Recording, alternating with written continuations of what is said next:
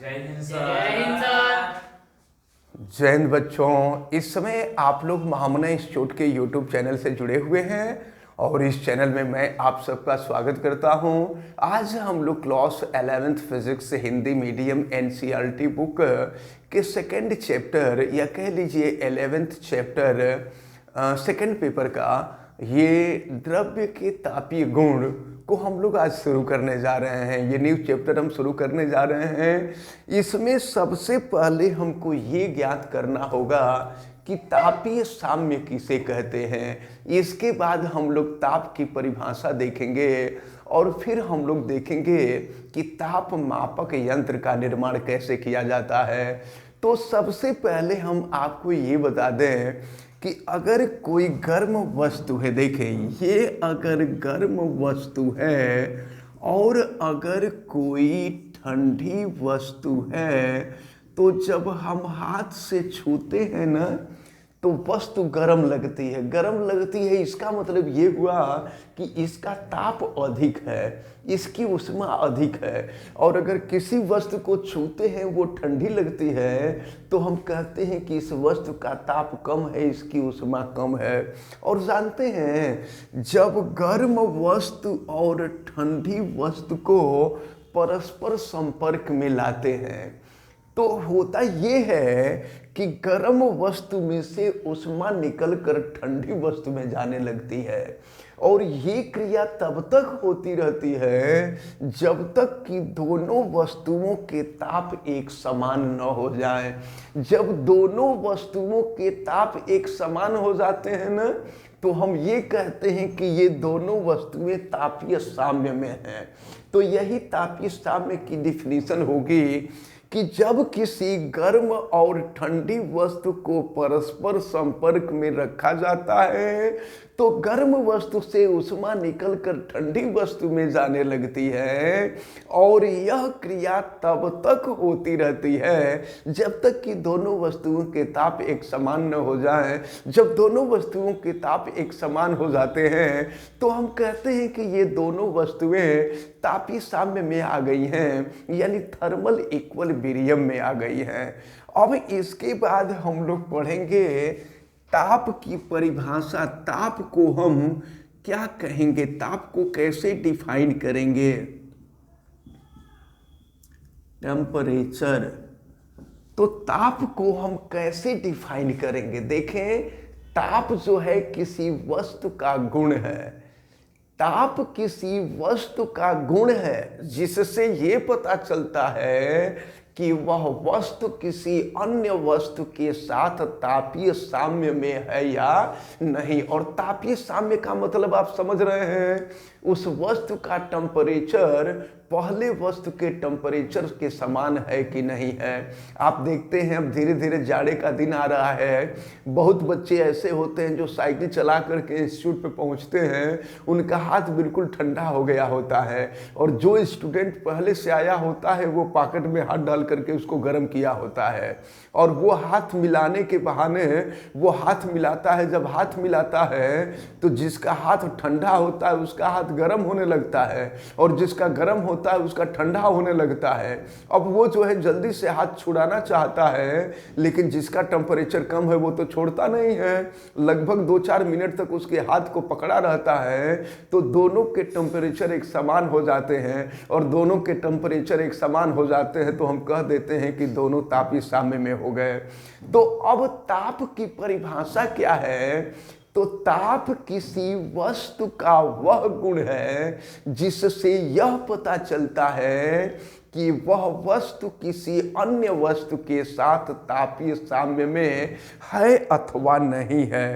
अब इसके बाद हम लोग देखेंगे ताप का मापक्रम, यानी ताप कैसे मापा जाता है। लेकिन इसके पहले हम लोगों को एक ताप मापक गुण पढ़ना होगा कि ताप मापक गुण क्या होता है। और फिर इसके बाद हम आपको ताप के मापक्रम के बारे में बताएंगे। तो चलें हम लोग सबसे पहले देखते हैं ताप मापक गुण। तो ताप मापक गुण जानते हैं क्या होता है किसी भी पदार्थ का वह गुण जो ताप के साथ साथ परिवर्तित हो उसे ही उस वस्तु का ताप मापक गुण कहते हैं। जैसे जानते हैं पारा होता है, तो पारा का ताप मापक गुण ये होता है कि जब उसका टेम्परेचर बढ़ता है ना, तो पारा लंबाई में बढ़ने लगता है। तो पारे का लंबाई में बढ़ना पारे का ताप मापक गुण होता है। इसी तरह से अगर कोई तार है, जैसे प्लेटिनम का तार है या कोई भी तंतु है, एल्यूमिनियम का भी हो सकता है, तांबे का हो सकता है, तो इनका ताप मापक गुण ये है कि जब इसका टेम्परेचर बढ़ाते हैं तो इसका प्रतिरोध बढ़ जाता है।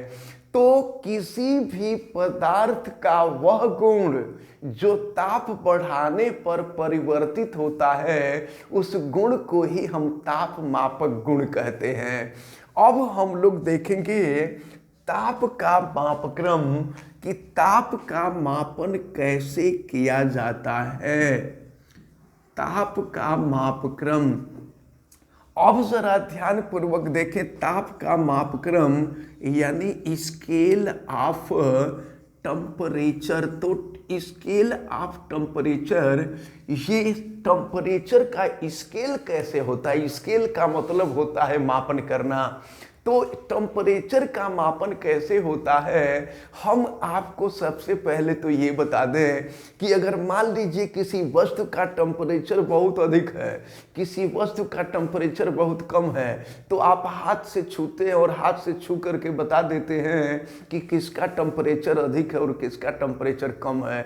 लेकिन कुछ वस्तुएं ऐसी होती हैं जिनके टेम्परेचर में बहुत कम अंतर होता है, जिनके ताप में बहुत कम अंतर होता है। जैसे मान लीजिए किसी वस्तु का टेम्परेचर 90 डिग्री सेंटीग्रेड है, किसी वस्तु का टेम्परेचर 91 डिग्री सेंटीग्रेड है, तो अगर आप हाथ से छू करके देखना चाहें तो आपको लगेगा कि दोनों का टेम्परेचर सेम है। तो हाथ से छू करके हम नहीं बता सकते कि किस वस्तु का टेम्परेचर ज्यादा है, किस वस्तु का टेम्परेचर कम है। अगर तापमान का अंतर बहुत ज्यादा है तो हाथ से छू के बता देंगे, लेकिन अगर तापमान का अंतर बहुत कम है तो आप हाथ से छू करके नहीं बता सकते। तो इसके लिए होता यह है कि ताप का मापन करने के लिए एक पैमाने की जरूरत पड़ती है और इस पैमाने को हम कहते हैं तापमापी, या जिसको हम कहा करते हैं थर्मामीटर। तो अब जो है हम लोग तापमापी के बारे में पढ़ेंगे। तापमापी या जिसको हम कहते हैं थर्मामीटर। तो तापमापी क्या है, अब इसके बारे में हम लोग देखें तो देखें वह उपकरण या वह यंत्र जिसके द्वारा किसी वस्तु के ताप का यथार्थ मापन किया जाता है। यथार्थ मापन माने बिल्कुल सही मापन किया जाता है। तो ऐसे यंत्र को ही हम तापमापी या इंग्लिश में थर्मामीटर कहते हैं। तो तापमापी का निर्माण कैसे किया गया था, अब इसके बारे में हम आपको बता दें। तो देखें, इसके लिए कांच की एक नली ली गई थी और इस नली में केस के समान छिद्र था। केस का मतलब बाल। और हमने आपको बताया था कि वह नली जिसमें केस के समान, बाल के समान छिद्र हो उसको हम केस नली कहते हैं। तो ये केस नली है। और इसके बाद जानते हैं क्या किया गया, इसके निचले भाग में पारा भर दिया गया, Hg भर गया, मरकरी भर दिया गया और इसके बाद इसको ले जा करके बर्फ में रख दिया गया। आपको मालूम है कि बर्फ का जो टेम्परेचर होता है वह 0 डिग्री सेंटीग्रेड होता है, या दूसरे शब्दों में कह लीजिए कि हिमांक जो होता है वह 0 डिग्री सेंटीग्रेड होता है। तो अब ये देखा गया कि जब इस थर्मामीटर को, माने थर्मामीटर का निर्माण सबसे पहले कैसे किया गया था ये मैं बता रहा हूँ। तो इसमें कांच की एक केस नली ले ली गई थी, उसके निचले भाग में पारा भर दिया गया था और इसके बाद इसको उठा करके बर्फ में रख दिया गया। क्योंकि बर्फ का टेम्परेचर 0 डिग्री सेंटीग्रेड होता है, तो 0 डिग्री सेंटीग्रेड पर देखा गया कि पारा कितनी ऊंचाई तक चढ़ा है। तो पारा जितनी ऊंचाई तक चढ़ा था नोट कर लिया गया कि यह 0 डिग्री सेंटीग्रेड है। और इसके बाद फिर क्या किया गया कि इसको उठा करके खौलते हुए जल में रखा गया। आपको मालूम है खौलते हुए जल का टेम्परेचर 100 डिग्री सेंटीग्रेड होता है। तो फिर ये देखा गया कि पारा इसमें कितना ऊपर चढ़ा हुआ है। मान लीजिए पारा यहाँ तक चढ़ा हुआ है, तो अब हमने आपको बताया था कि पारे का ताप मापक गुण होता है लंबाई में बढ़ना। पारा का जैसे जैसे टेम्परेचर बढ़ता है ना, वैसे वैसे उसकी लंबाई बढ़ती जाती है, केस नली में वो ऊपर की तरफ चढ़ता जाता है।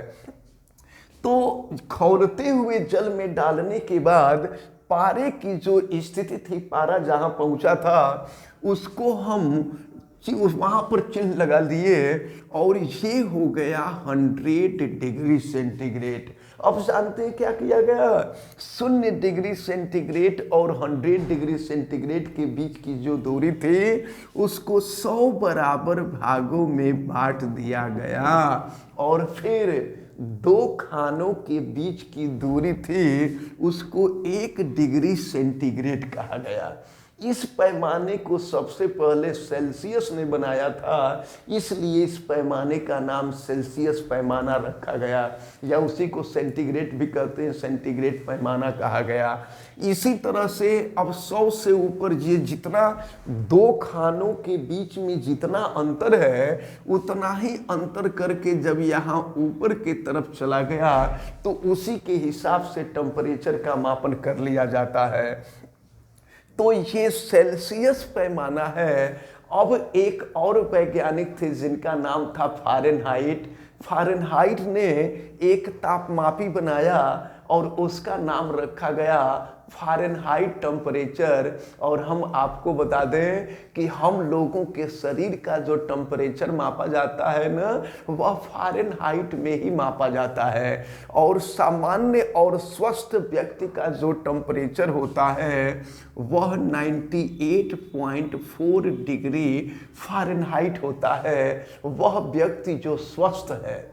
अब अगर इससे टेम्परेचर कम होने लगा तो आप समझ लीजिए कि अब उसका स्वास्थ्य गड़बड़ हो रहा है, वो धीरे धीरे ऊपर जाने के करीब है। क्योंकि टेम्परेचर जब लो होता है ना तो दिल का दौरा पड़ जाता है, आदमी मर जाता है। और टेम्परेचर अगर हाई होने लगे, अगर इससे 98.4 डिग्री सेंटीग्रेड से टेम्परेचर अधिक है तो 98.4 डिग्री फारेनहाइट से टेम्परेचर अधिक है, तो आप समझ जाइएगा कि इस व्यक्ति को बुखार है। तो इसीलिए जो है, जो टेम्परेचर मापने के लिए यंत्र होता है, नाम जो डॉक्टरी, जिसको डॉक्टरी थर्मामीटर भी कहते हैं, वो फारेनहाइट पैमाना होता है। अब इसी तरह से केल्विन पैमाना भी होता है। वैज्ञानिक केल्विन ने टेम्परेचर मापने के लिए भी एक पैमाना बनाया जिसको केल्विन पैमाना कहते हैं। तो अब इन सब के बारे में हम आगे चल करके बहुत डिटेल में पढ़ेंगे, लेकिन इतना हम आपको बता दें कि फारेनहाइट और डिग्री सेंटीग्रेड में क्या रिलेशन होता है। तो फारेनहाइट इज इक्वल टू होता है 32 डिग्री और प्लस होता है 9/5 सी का मतलब होता है डिग्री सेंटीग्रेड। तो ये एक ऐसा रिलेशन है जिसकी सहायता से हम डिग्री सेंटीग्रेड को फारेनहाइट में कन्वर्ट कर सकते हैं। इस रिलेशन को आप अच्छी तरह से याद रखे रहिएगा। अब इसी में एक छोटा सा टर्म आता है और वो है परम ताप पैमाना। तो देखिए हमने आपको बताया कि सबसे पहले सेल्सियस पैमाना बनाया गया, सेल्सियस वैज्ञानिक सेल्सियस ने बनाया। इसके बाद फ़ारेनहाइट पैमाना बनाया जिसको हम डॉक्टरी थर्मामीटर कहते हैं। इसके बाद केल्विन ने बनाया। तो हम आपको बता दें कि केल्विन पैमाने के द्वारा जो टेम्परेचर मापा जाता है उस ताप को ही हम परम ताप कहते हैं।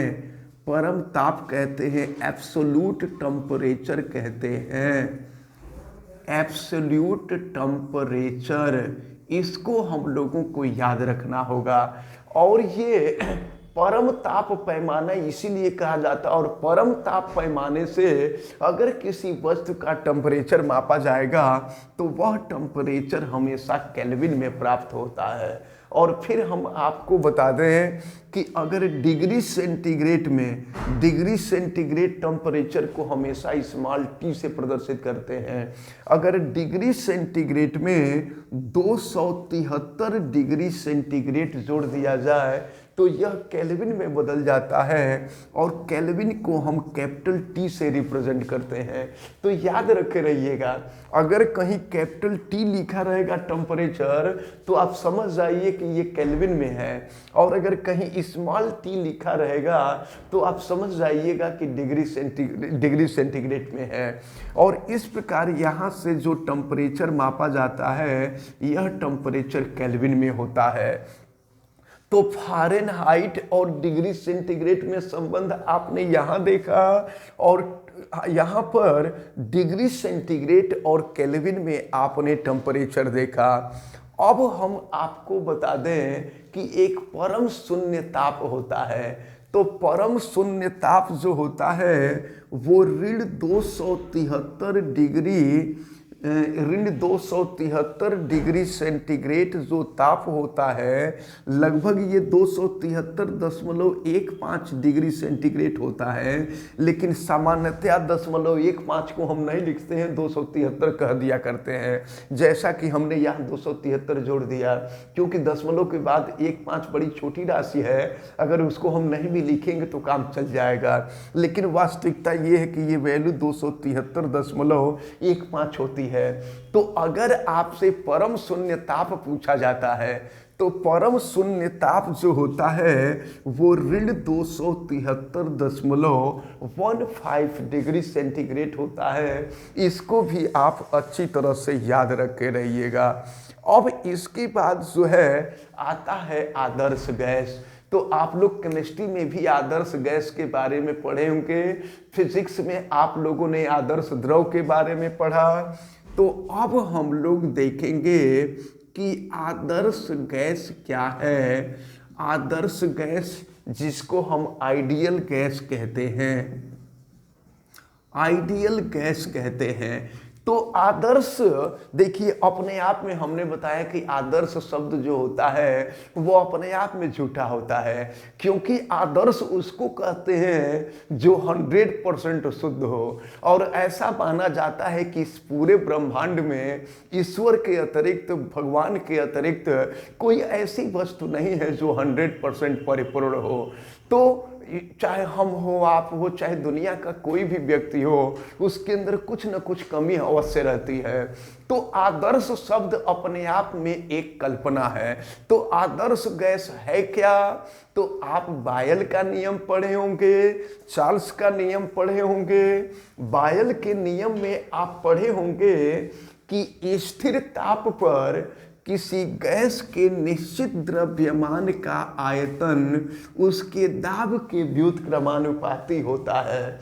बायल के नियम में ताप स्थिर होता है और चार्ल्स के नियम में दाब स्थिर होता है। तो चार्ल्स का नियम क्या है? स्थिर दाब पर किसी गैस के निश्चित द्रव्यमान का आयतन उसके परम ताप के अनुक्रमानुपाती होता है। ये समीकरण नंबर 1, ये समीकरण नंबर 2 हो गया। अब अगर हम दोनों समीकरणों को मिला दें तो देखिए, दोनों समीकरणों को एक में हम मिला दिए तो V is directly proportional to T by P हो गया। मतलब V is directly proportional to T and V is inversely proportional to P। अब अनुक्रमानुपाती चिन्ह हटाएंगे तो आपको पता है कि जब कोई भी अनुक्रमानुपाती चिन्ह हटाते हैं तो कांस्टेंट जोड़ते हैं। अब देखें यहाँ पर हम अनुक्रमानुपाती चिन्ह हटा करके कांस्टेंट जोड़ते हैं तो ये हो जाएगा V इजिकल टू, यहाँ पर जो कांस्टेंट जोड़ा जाता है वो R होता है और फिर ये हो गया T अपॉन P। फिर हम P का यहाँ क्रॉस मल्टीप्लिकेशन कर देते हैं तो ये हो जाता है आपका PV इजिकल टू RT। इसको हम कहते हैं आदर्श गैस का समीकरण, जहाँ P दाब है, V आयतन है, R गैस नियतांक है और T जो है टेम्परेचर है, परम ताप है। तो ये सब चीजें आपको अच्छी तरह से याद रखना होगा। तो आज हमने आपको तापीय साम्य के बारे में बताया, ताप के बारे में बताया, ताप मापक गुण के बारे में बताया, ताप मापी के बारे में बताया, फिर सेल्सियस पैमाना यानी डिग्री सेंटीग्रेड पैमाना, केल्विन पैमाना और फ़ारेनहाइट पैमाने के बारे में बताया। इनके बीच हमने आपको रिलेशन भी बताया। तो हमें उम्मीद है कि आज जितनी भी चीज़ें बताई गई हैं ये सारी चीज़ें आपको अच्छी तरह से समझ में आई होंगी। आप वीडियो को लाइक ज़रूर कीजिएगा और अगर आप चैनल पे नए हैं तो चैनल को सब्सक्राइब भी कर लीजिए, बेल आइकन को भी प्रेस करें। और अगर किसी प्रकार की कोई दिक्कत समझ में आती है तो आप हमें कमेंट करके बतावें। वीडियो को मैक्सिमम स्टूडेंट तक शेयर करें। आप सभी लोगों का बहुत बहुत धन्यवाद। जय हिंद।